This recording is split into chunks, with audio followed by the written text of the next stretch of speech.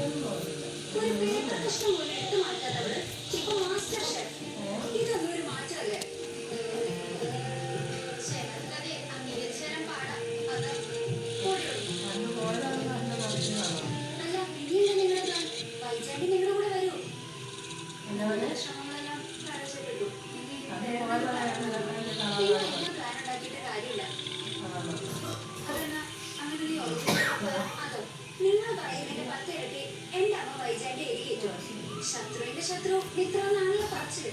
Common ശത്രു അലീന ആയതുകൊണ്ട് അവിടെ മാത്രമേ ശ്രദ്ധിക്കൂ.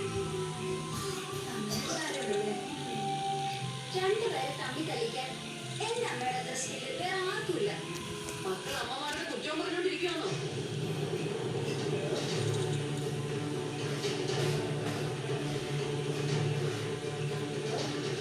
ഞങ്ങളിങ്ങനെ കോളേജിലെ കാര്യങ്ങളൊക്കെ പറഞ്ഞിരിക്കായിരുന്നു.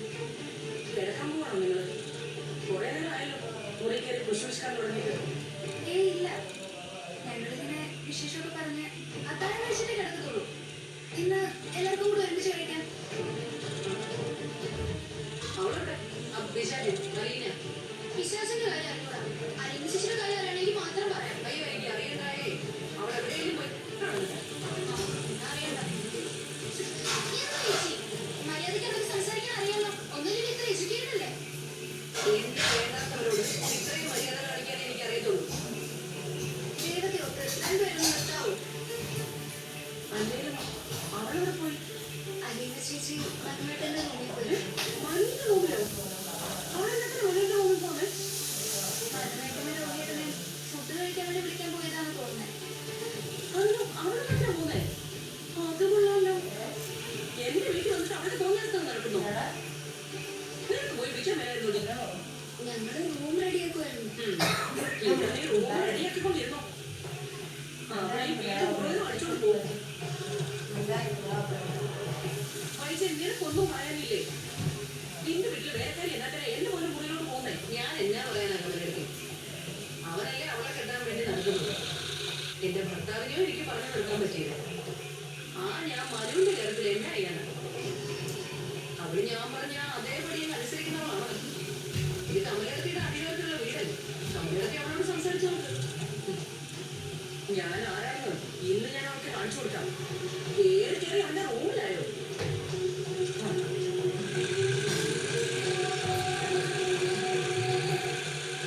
കഷ്ടം തന്നെ. നമുക്ക് നാളെന്ന് പറയുന്ന സാധനമുണ്ടോ?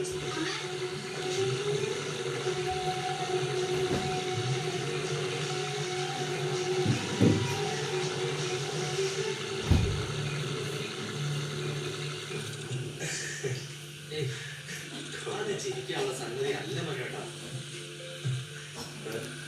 വാചകസത്തിന് മാനേജർ സംഭവം ഞാൻ വാചകസത്തൊന്നും നടത്തിയില്ല. എന്റെ മനസ്സിൽ തോന്നിയ കുറച്ച് ഉപമകൾ പറഞ്ഞു. അതൊക്കെ ബൈബിളിലുള്ളത്. അച്ഛൻ അതിനാണല്ലോ ചെയ്യുന്നത്. അച്ഛൻ വീരനൊന്നും അല്ല മലയാള, ചുമ്മാ പറയല്ലേ.